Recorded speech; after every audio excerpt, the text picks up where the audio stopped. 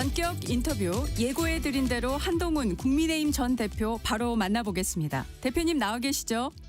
예, 앵커님 반갑습니다. 한동훈입니다. 네, 안녕하십니까? 네.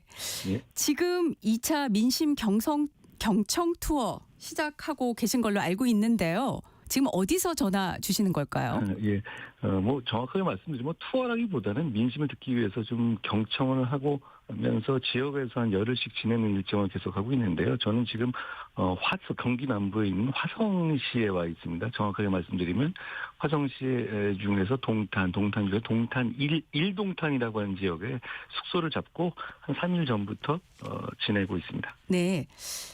제가 알기로 경남에서 1차 민심 경청 하신 걸로 알고 있는데요. 2차에는 왜 경기 남부 지역을 고르셨을까요?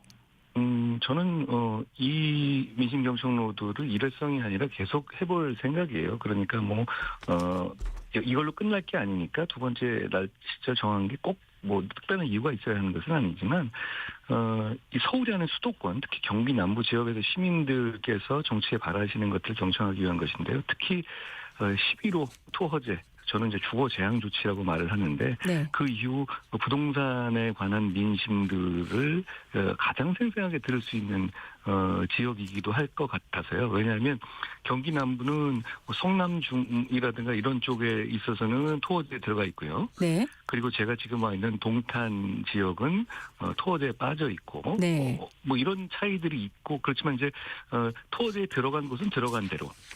빠진 곳은 빠진 곳에 있어서 풍선 효과를 그대로 민심으로서 확인할 수 있는 곳이어서 그런 부분을 좀 주안해서 민심을 경청할 수 있지 않을까 이런 생각에 경기 남부 지역으로 오게 됐습니다. 네, 시적절하게 지역을 선정하셨다는 생각이 저는 드는데요. 지금까지 들으신 이야기 중에서 가장 기억에 남는 이야기는 뭘까요? 제가 오늘 3일째인데요. 첫째 날은 화성 동탄 지역의 부동산 중개업소 두 군데를 돌아다녔어요. 가서 토지 이후 진짜로 집값이나 전세값이 어떻게 변하고 있는지를 상세하게 들었는데요. 네. 대단히 심각하더라고요. 벌써부터 시장은 반응하고 있고 전세값은 올라가고 전세 매물은 줄어들고 매매가는 올라가고 있다고 합니다. 동탄 지역은 사실 토어제 바깥인데도요. 네. 그리고 둘째 날은 어제인데요. 어제는 화성 지역에서 서울로 출퇴근을 하시는 분들이 많잖아요. 네. 그 직장인 시민분 한 분하고 새벽 5시 정도에 만나가지고 전철 버스 등을 이용해서 같이 하루 출근길을 동행하고 기다렸다가 퇴근 후에는 함께 식사한 다음에 다시 퇴근길 동행하면서 출퇴근 문제라든가 젊은 분들이 생각하시는 이런 이 부동산 문제 등 얘기를 들었어요. 다시 한번 이제 부동산 문제를 말씀드리면 제가 부동산 중개업소를 두 군데 돌아다닌 이후에 지금 실수요자로서 집을 구하는 예비 신혼부부와 함께 아파트를 이렇게 보러 다녔어요. 부동산 중개소에 계신 분하고 같이. 네. 그런데 실제로 전세 매물은 빠지고 있고 매매 가격은 올라가고 있더라고요. 좀 구체적으로 말씀드리면 동탄 지역은 사실 굉장히 부동산 자체로는 선호되는 지역임에도 불구하고 토허제에서 빠졌잖아요. 네. 근데 그 이유도 제가 설명을 좀 들을 수 있었고 공감했습니다. 무슨 얘기냐면, 이 토지의 범위 안에 들어간 곳보다 오히려 여기가 더, 부동산이 더 선호되는 곳인데, 이런 면도 있는데 왜 빠졌냐에 대해서, 그러니까 시장이 굉장히 영리하게 이미 예상하고 반응하고 있는 거더라고요. 이분들은 동탄 같은 경우는 내년엔 다시 토지에 묶일 거다, 분명히. 이런 예상들을 하고 있어요. 왜 근데 이번에 안 들어갔냐면, 화성시 동탄이잖아요. 네. 그런데 아직 분구가 되지 않고 내년부터 분구가 됩니다.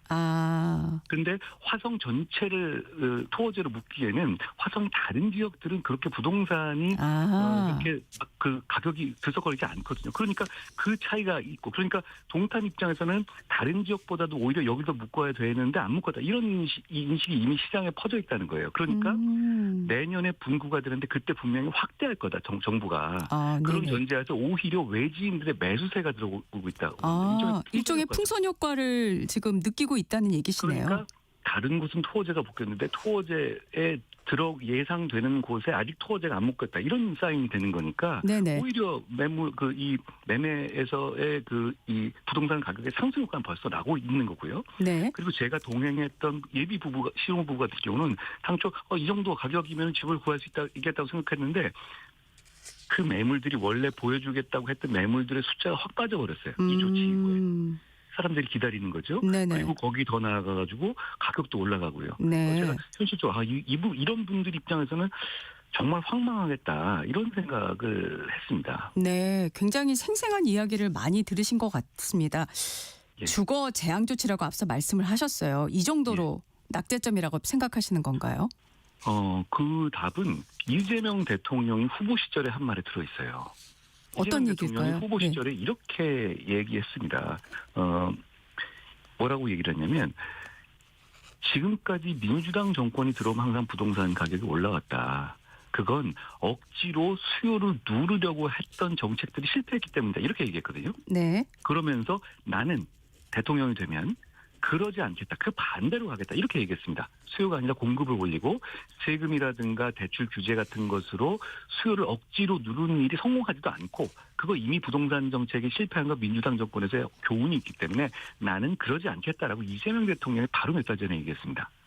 저는 거기에 답이 있다고 생각해요. 그런데 오히려 지금 우리가 물어야 될 것은 네. 그때 그렇게 멀쩡한 소리 했던 이재명 대통령이 왜 아무런 설명과 이유 없이 표변해서 다시 28번의 부동산 정책 실패를 했던 문재인 정권의 부동산 정책보다 더 극단적인 조치를 10월 15일에 갑자기 툭 내놨냐 하는 거예요. 네. 그러니까 저는 이 점에 대해서 이재명 대통령이 다른 사람이 아니라 직접 나서서 설명해야 한다고 생각해요. 왜냐하면 다른 사람 말이 아니잖아요.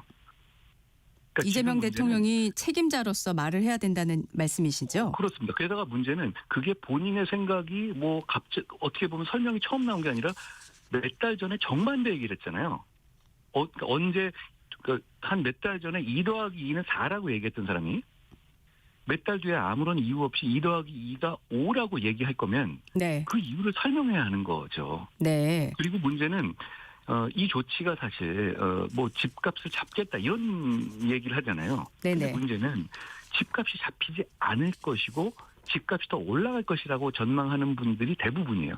제가 만난 이 부동산 중개업자 몇 분과 말씀은 주변에 이제 다들 이제 이런 분들이 서로 네트워킹을 하시는데 네. 단 한 명도 이 조치로 이 몇 달 지난 다음에 부동산 가격이 오히려 오를 것이다. 이렇게 판단하고 있다는 거예요. 그럼 그 판단 하에 사람들도 거래라든가 전세를 주거나 월세를 주거나 월세 액을 정하는 것에 그 판단을 근거로 하고 있고요. 그럼 이미 이 정책은 망한 겁니다. 그리고 게다가 서울이나 수도권에 민주당 의원들이 지역구 가진 분들이 많잖아요. 네.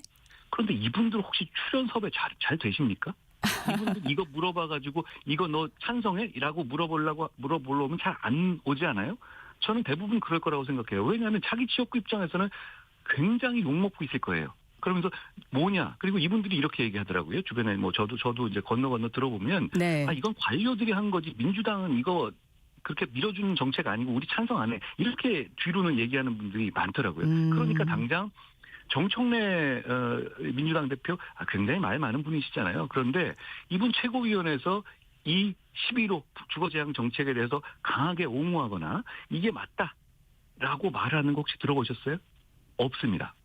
그만큼 민주당 입장에서도 당황스러운 정책이고 민주당 입장에서조차도 찬성하기 어려운 정책이에요. 그런데 이 정책이 그냥 뭐 작은 정책이면 모르겠는데 전 국민의 인생 계획을 흔들어 놓는 계획이잖아요.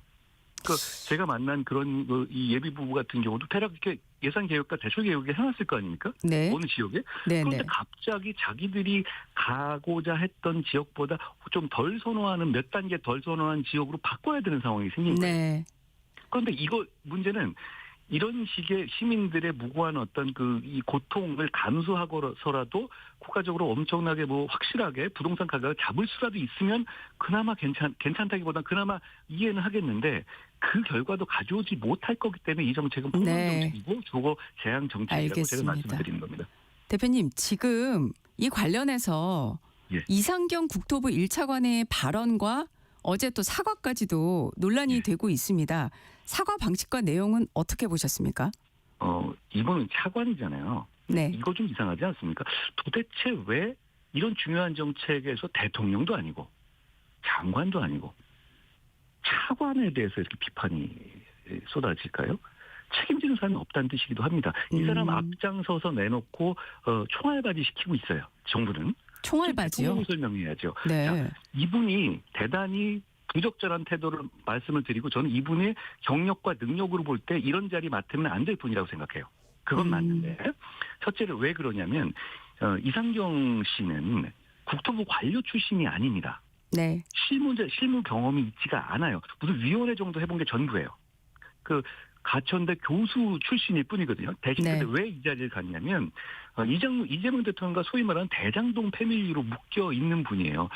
가천대 교수할 때 대장동 비리 사건에 관한 그 개발을 엄청나게 강하게 옹호하고 찬양했어요. 2번에 걸쳤어요. 네. 그러면 그런 걸 가지고 결국은 은혜 받아서 국토부 장관을 간 건데 문제는 이분은 이렇게 공공개발이니 이렇게 과격한 정책이라든가 이런 얘기를 전에 좀 해왔거든요. 네. 그런데 이재명 대통령은 그러지 않겠다고 몇 달 전에 얘기해놨던 상태거든요. 이 사람의 정책이 이재명 대통령이 갖고 있었던 공약을 뒤집어 버린 거거든요. 네. 그러면 문제는 그래놓고 나서 본인 스스로도 본인이 말하는 방향하고 반대의 인생을 살아왔잖아요.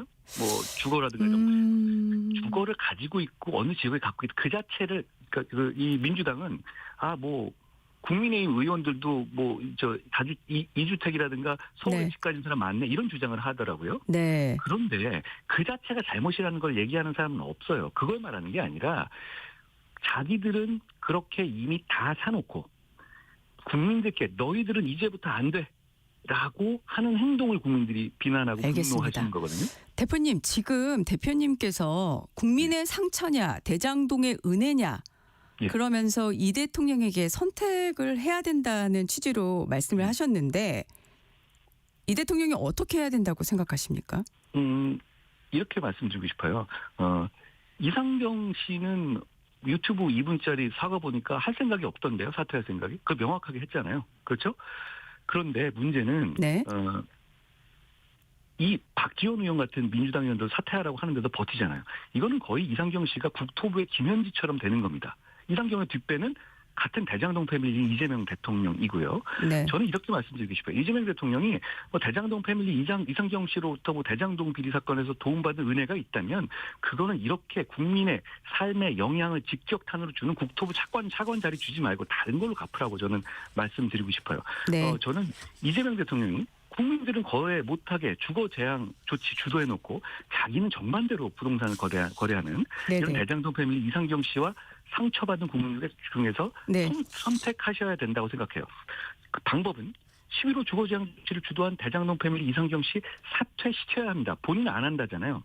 그리고 그 계기로 이 네. 11호 주거 제한 조치도 철회해야 한다고 생각해요. 네. 이재명 대통령 입장에서 아직도 파국이 아직 오기 전이기 때문에 아직 늦지 않았다. 저는 알겠습니다. 많은 국민의 이 마음을 대변해서 그런 말씀을 드립니다. 네. 지금 여야 모두 부동산 TF 또 특위를 꾸려서 대응에 나서고 있습니다.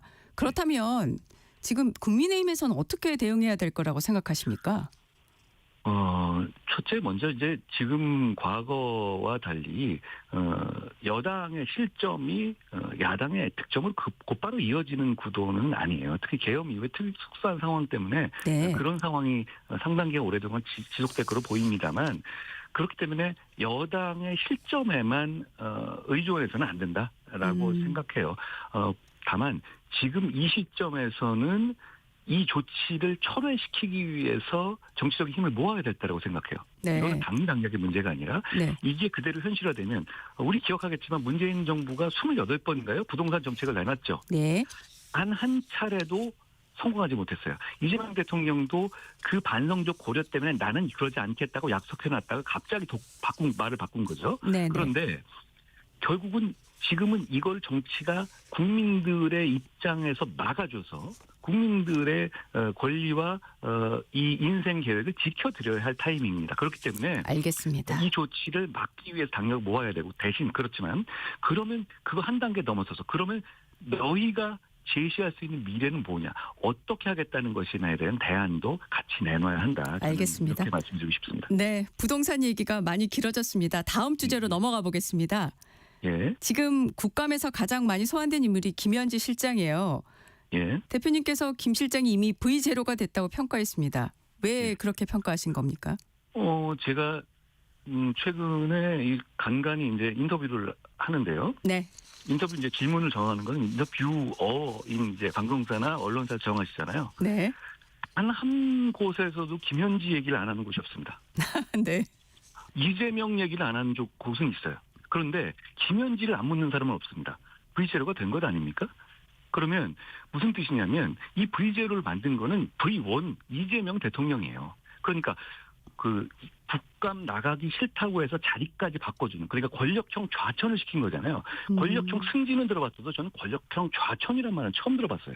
자, 그러면 문제는 국민들은 이 사람 진짜 센데? 근데 이 사람 뭐지? 뭐 출신이라든가 이런 것까지도 일부러 막 숨기잖아요. 그러니까 그런 식의 보면 이미 V0는 된 겁니다. 네.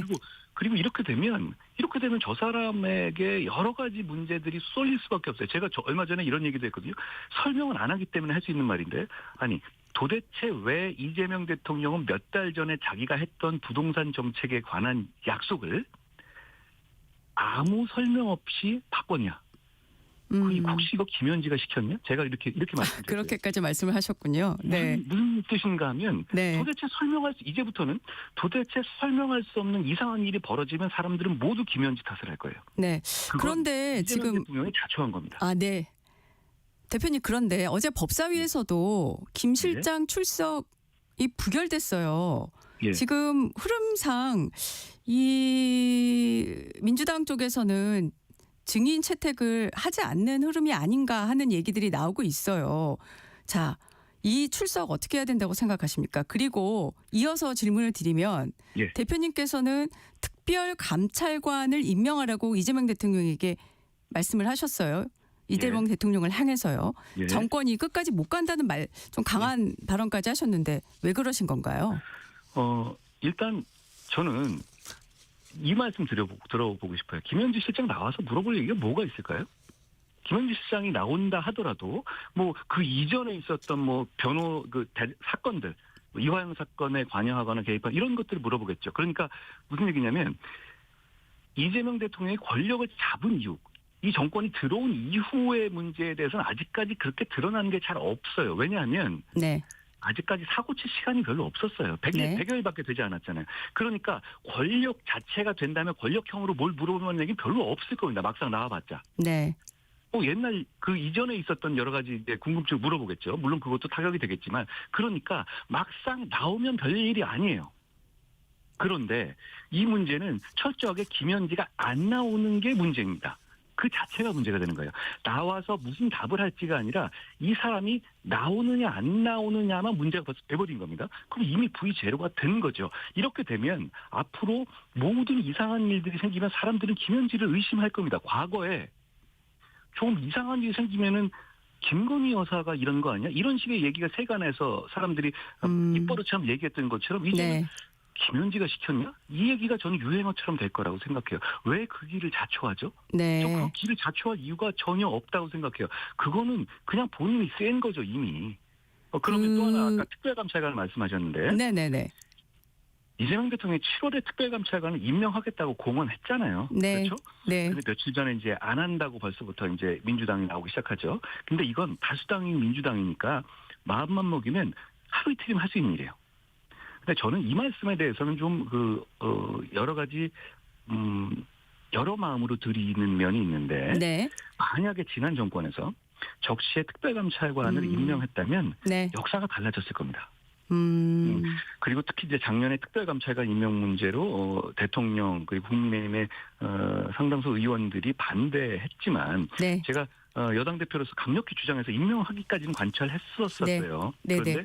그 이후로 계엄으로 진행되지 못했는데 참 아쉽게 생각해요. 알겠습니다.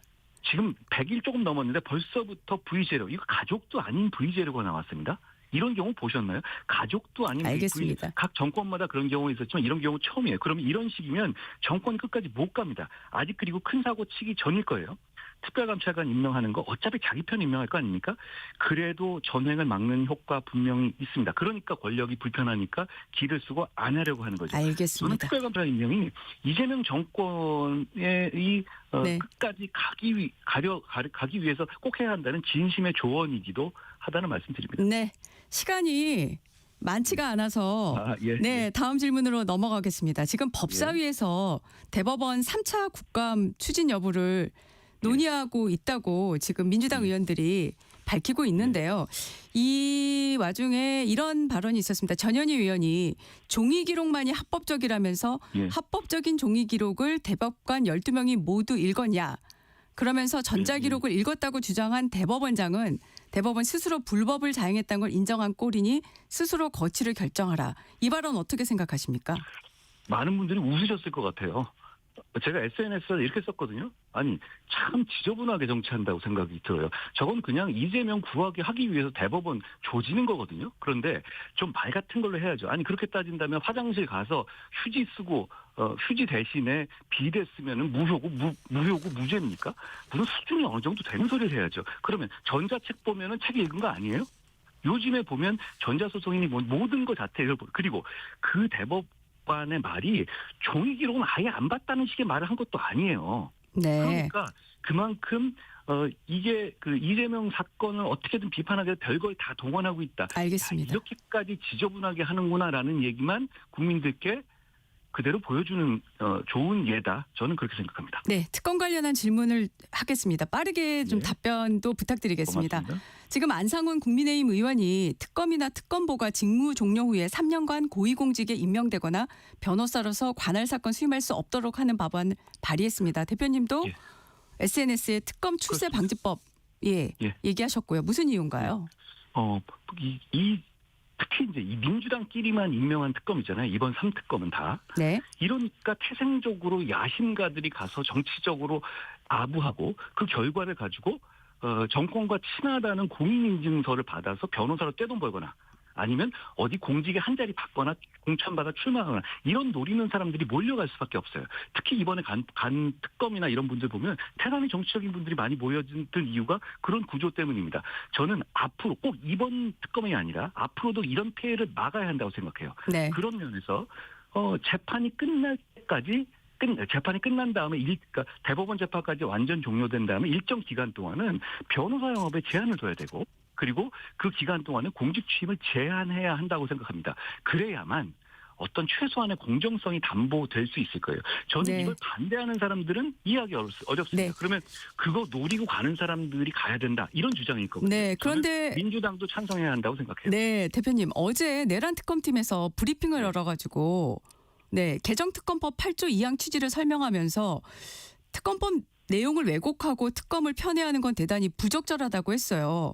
특정 정치인 이름 거론하지 않았지만 대표님을 거론한 것 같은데 어떻게 반론하시겠습니까? 저는 제가 그 다음에 이렇게 역으로 질문했어요. 자, 그러면 거기 말하는 특검보나 이런 사람들 뭐 작심하고 모여서 얘기한 것 같은데, 자, 그럼 그분들 이 자기들이 기소한 특검 사건의 대법원 판결 선고될 때까지 중간에 변호사에 가서 돈 벌라고 사표 내고 도망갈 일 없겠죠? 그거 약속하라고 저는 말씀드리고 싶어요. 늘 알겠습니다. 있어왔던 일이거든요. 오히려 중간에 안 도망가고 대법원 끝날 때까지 5년이든 10년이든 계속 중간에 나가지 않겠다. 이 얘기만 하면 되는 거예요. 그런데 그 얘기는 안 하면서 왜 쓸데없는 얘기를 하는지 모르겠어요. 알겠습니다, 대표님. 그 네. 취지가 당연히 그 법을 왜 넣겠어요, 그러면. 네, 지금 마지막 질문이 될 것 같습니다. 예. 지금 비상계엄 관련해서 3차례 증인 소환에 불출석하셨어요. 예. 네, 폐문부제로 또 소환장 전달되지 못했고요. 앞으로도 같은 입장이십니까? 제가 여러 차례 말씀드렸는데 이 특검들이 하는 거 보면 이런 얘기 막 폐문무죄 얘기 말고는 하는 게 없어요. 도대체 수백억 갖다 쓰면서 이 얘기밖에 할 게 없습니까? 저는 그 말씀 드렸잖아요. 저는 충분히 제가 할 말 다 이미 드린 상태고 그리고 이렇게 보수의 정치인으로서 그 편향된 특검에 협업하는 모습 보이고 싶지는 않습니다. 알겠습니다. 그렇지 않아야 되는 것도 저의 임무예요. 그런데 제 말씀은 네, 대표님. 지금 시간이 거의 다 됐습니다. 그냥 네. 저 구인하러 오면 전 거기 충분히 응할 것이다라는 말씀을 다시 한번 드립니다. 네, 지금까지 한동훈 국민의힘 전 대표였습니다. 고맙습니다. 고맙습니다.